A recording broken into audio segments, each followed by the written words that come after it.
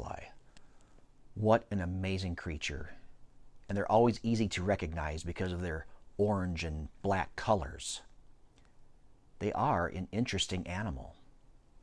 So what's great is that the story that you're going to listen to tells about the life of a monarch butterfly and a special person who helps take care of them. I hope you enjoy it. The story is called Mr. McGinty's Monarchs. Mr. McGinty's Monarchs by Linda Vander Heyden, illustrated by Eileen Ryan Ewen, published by Sleeping Bear Press. On lazy afternoons, Mr. McGinty watched monarchs dip and rise on the summer breeze. With his magnifying glass, he studied them sipping sweet nectar from the flowers. And when Mr. McGinty and Sophie went for long walks, he marveled as monarchs flitted and fluttered from milkweed to milkweed, laying eggs. "Milkweed's the only plant a monarch uses to lay its eggs," he told Sophie. "When the eggs hatch, the caterpillars feed on the leaves. What do you think of that?" Sophie's tail thump, thump, thumped. Summer slipped by quickly. One morning, Mr. McGinty awoke with Sophie's warm breath on his face. "Come on, girl, let's check on the monarchs." When they reached the stretch of road where the milkweed grew thick, Mr. McGinty's shoulders drooped. His lower lip trembled. All the beautiful plants lay on the ground. Mr. McGinty examined the cut stems. Monarch caterpillars clung to the drying milkweed. Some stretched their striped bodies, searching for a place to climb. Hurrying home, Mr. McGinty loaded an old wagon with jars. Its rusted wheels squeaked as he pulled it from the shed. "Hurry, Sophie," he called. "We're going on a monarch mission." Squeak creak, squeak creak, squeak creak. Mr. McGinty carefully picked up each monarch caterpillar. "Bet you didn't know these little wigglers are also called larvae, huh, Soph?" Sophie sniffed at a caterpillar. Cars slowed. People shook their heads. "Lot of fuss over some fancy worms," one woman said. Mr. McGinty paid no heed. With gentle fingers, he lifted each leaf and lowered each larva. Soon his jars were full of wriggling, wiggling, stretching caterpillars. "Time to go home, girl," he patted Sophie's head. Mr. McGinty, Sophie, and the wagon full of wriggling, wiggling, stretching caterpillars rolled along. Squeak creak, squeak creak, squeak creak.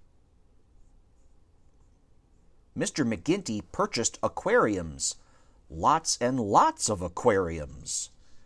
He lined the bottoms with sticks and milkweed leaves. He placed the caterpillars inside and covered each aquarium with a screen. Stroking Sophie's ears, he watched the caterpillars feast on fresh leaves. Mr. McGinty slumped into his chair. "How will we ever take care of all these caterpillars, Sophie? They'll need fresh milkweed leaves every day. They'll need someone to watch them as they grow, and someone to release them after they become butterflies." Mr. McGinty sat up straight and snapped his fingers.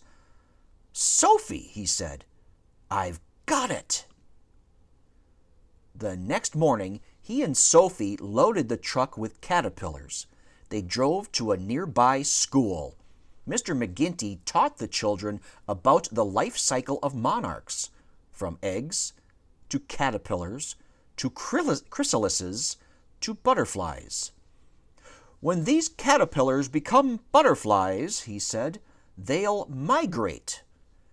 He left an aquarium of wriggling, wiggling, stretching monarch caterpillars with each classroom so the children could feed and care for them. At the end of the day, Mr. McGinty had one aquarium left. His eyes sparkled. "Looks like this one's coming home with us, Sophie." Every day, Mr. McGinty fed the caterpillars fresh milkweed leaves. The monarch caterpillars grew and grew. They formed chrysalises until finally, when the monarchs had straightened their wings and were strong enough to fly, Mr. McGinty rolled out the old wagon one more time. Squeak creak, squeak creak, squeak creak. "Ready, Sophie?" Mr. McGinty laughed. Woof! Sophie danced around his feet. They joined the children on the playground. Together, they lifted the screens from the aquariums. One after another, monarchs spread their wings and flew up, up, up. An early autumn breeze brushed against Mr. McGinty's cheek. He watched as monarchs fluttered, feather light, across the field. "They have a long way to go," said Mr. McGinty, "but they'll be back." Sophie licked him on the nose. "And we'll be here to welcome them home."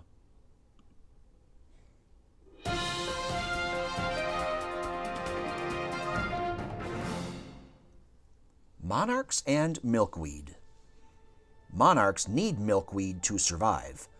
Milkweed is the only plant a monarch caterpillar eats.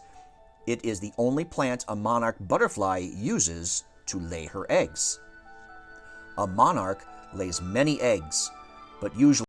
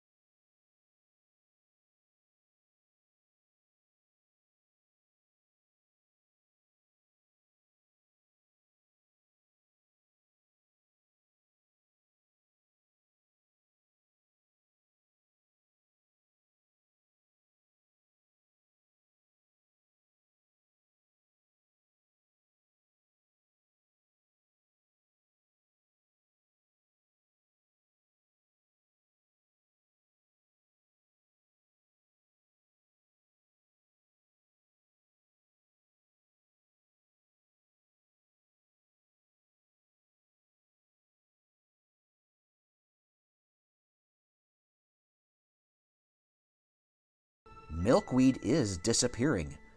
Many people don't understand how important milkweed is for the monarch's survival.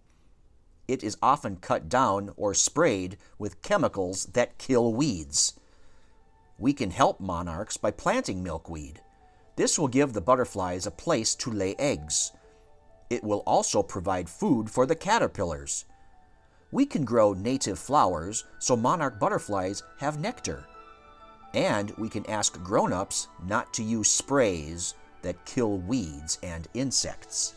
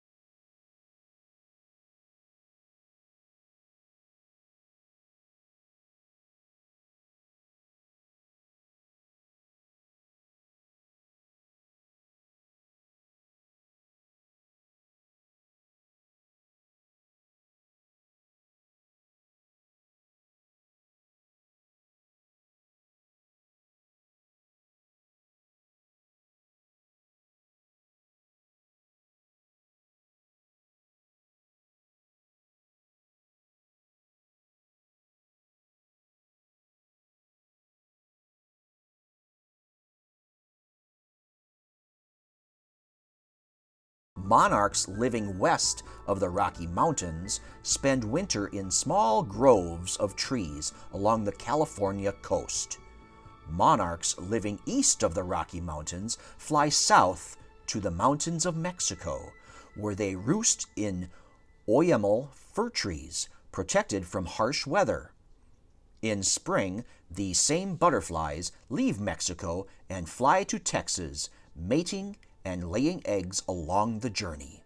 Their offspring will continue north, feeding along the way and laying more eggs.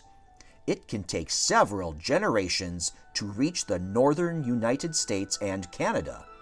It is the super generation's great-great-grandchildren that will begin the next journeys south.